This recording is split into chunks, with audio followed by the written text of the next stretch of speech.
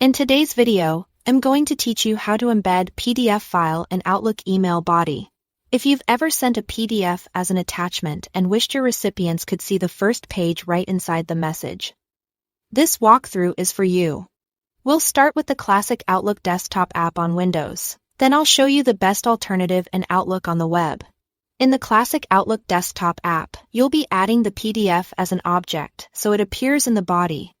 Begin by opening a new email and clicking in the message body exactly where you want the PDF preview to appear. This tells Outlook where to place it. Next, go to the Insert tab on the top ribbon. In the text group, click Object. In the dialog that opens, switch to the Create from File tab. Click Browse, select your PDF, and click Open. Before you finish, look for the option labeled Display as icon. If you want the first page of the PDF to be visible as a preview, make sure that box is unchecked. Then click OK. You should now see the first page of your PDF embedded in the message body. A couple of tips here. What you are seeing is a preview of the first page only. It won't scroll through pages inside the email.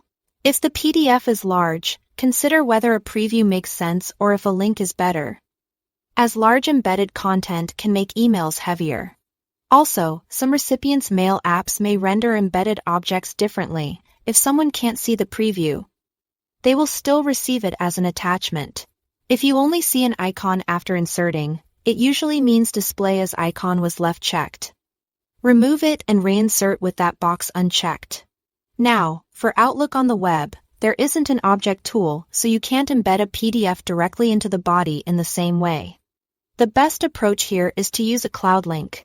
Upload the PDF to Microsoft OneDrive, then in your web email compose window, choose Attach and select Browse Cloud Locations. Pick your PDF and insert it as a shared link. This adds a clean link your recipients can click to view the PDF in their browser, which works well for larger files and keeps your email lightweight. As a best practice, make sure the sharing settings on OneDrive match what you intend, such as View Only Access. That's it. Thanks for watching.